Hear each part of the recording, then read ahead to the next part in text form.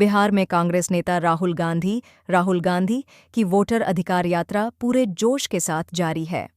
आज यात्रा के 11वें दिन दरभंगा में उस वक्त उत्साह देखने लायक था जब यहां राहुल गांधी ने अपनी बहन प्रियंका गांधी वाड्रा को बुलेट की पिछली सीट पर बिठाकर रैली निकाली। जनता के बीच इस जोशीले अंदाज ने चुनावी माहौल को और गर्म कर दिया। सक्रिय राजनीति में आने के बाद प्रियंका की यह पहली बिहार यात्रा थी, जिससे पार्टी के महत्वपूर्ण चुनावों से पहले अभियान को अधिकतम बल देने के इरादे का संकेत मिलता है। हाल के दिनों में दहेज के चलते महिलाओं पर हो रहे अत्याचारों की घटनाएं लगातार बढ़ रही हैं। हरियाणा के नूंह में एक महिला को डीजल डालकर जिंदा जलाने की खबर ने पूरे देश को झकझोर दिया। इसी तरह ग्रेटर नोएडा और जोधपुर में भी दहेज के कारण महिलाओं के साथ हिंसा की घटनाएं सामने आई हैं। इन घटनाओं को लेकर पूर्व फिल्म अभिनेत्री और किन्नर अखाड़े की महामंडलेश्वर यमाई ममतानंद गिरी ने चिंता जताई है। शादी बन गई डर का नाम ममता कुलकर्णी उर्फ यमाई ममतानंद गिरी का कहना है कि आज की महिलाओं के लिए शादी एक बड़ा धोखा बन गई है। उन्होंने कहा कि जो महिलाएं दहेज के लिए ससुराल में प्रताड़ित होती हैं। रविचंद्रन अश्विन ने आईपीएल में अब तक कितने पैसे कमाए, जाने पूरी डिटेल। भारतीय टीम के पूर्व ऑलराउंडर रविचंद्रन अश्विन ने इंटरनेशनल क्रिकेट के बाद अब आईपीएल से भी संन्यास ले लिया है। उन्होंने इसकी जानकारी सोशल मीडिया के माध्यम से दी। अश्विन ने 17 साल तक खेला आईपीएल टीम इंडिया की ओर से। टेस्ट क्रिकेट में दूसरे सबसे ज्यादा विकेट लेने वाले रविचंद्रन अश्विन ने करीब 17 सालों तक आईपीएल में हिस्सा लिया। इस दौरान उन्होंने करीब 77 करोड़ 24 लाख रुपये की कमाई की। इस दौरान उन्होंने 5 टीमों की ओर से इस लीग में हिस्सा लिया था। आईपीएल 2025 में चेन्नई सुपर किंग्स ने उन्हें करीब 9.64 करोड़ रुपये में खरीदा था, जो अब तक उनकी सबसे ज्यादा सैलरी थी। ट्रंप टैरिफ ने बढ़ाई सूरत के हीरा कारोबारियों की चिंता, कपड़ा उद्योग पर भी पड़ेगा असर। अमेरिका के राष्ट्रपति डोनाल्ड ट्रंप ने भारत पर 50% टैरिफ लगा दिया है। ट्रंप ने पहले 25% टैरिफ लगाया और अतिरिक्त 25% टैरिफ बुधवार से लागू हो चुका है।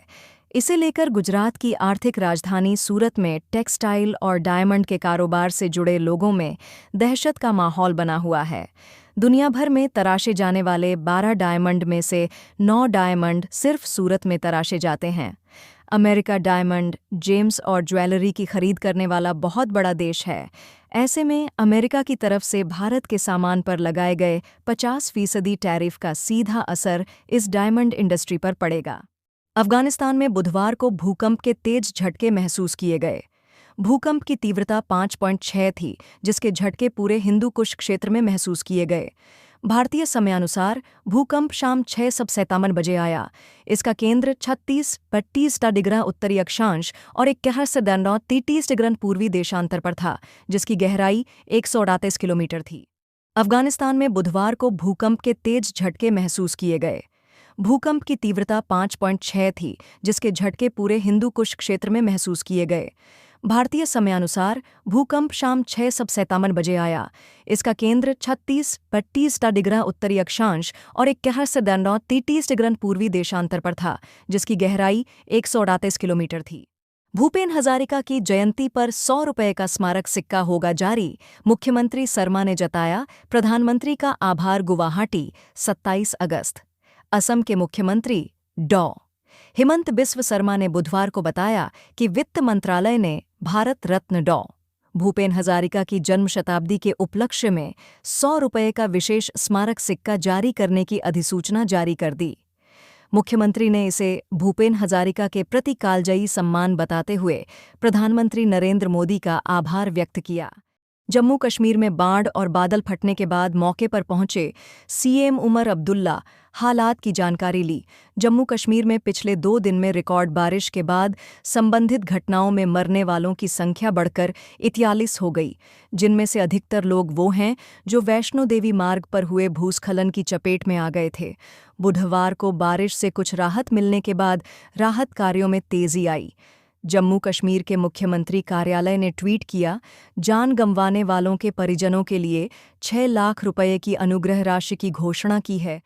भारत से अमेरिका जाने वाले सामान पर आज यानी 27 अगस्त से 50% टैरिफ लग गया है। मतलब ये कि अब भारतीय प्रोडक्ट्स अमेरिका में पहले से कहीं ज़्यादा महंगे हो जाएंगे। Global trade research initiative GTRI की रिपोर्ट बताती है कि इस फैसले से भारत के करीब 5.4 लाख करोड़ रुपए के एक्सपोर्ट पर असर पड़ सकता है। जब भारतीय सामान महंगा बिकेगा तो चीन, वियतनाम और मेक्सिको जैसे देश वही सामान सस्ते दाम पर बेचेंगे। इसका सीधा असर ये होगा कि भारतीय कंपनियों की अमेरिकी मार्केट में हिस्सेदारी घट सकती है। चलिए जानें कि अमेरिकी टैरिफ से नुकसान से होने वाली भरपाई भारत कहां से कर सकता है। जब भारतीय सामान महंगा बिकेगा तो चीन, वियतनाम और मेक्सिको जैसे देश वही सामान सस्ते दाम पर बेचेंगे। इसका सीधा असर ये होगा कि भारतीय कंपनियों की अमेरिकी मार्केट में हिस्सेदारी घट सकती है। चलिए जानें कि अमेरिकी टैरिफ से नुकसान से होने वाली भरपाई भारत कहां से कर सकता है।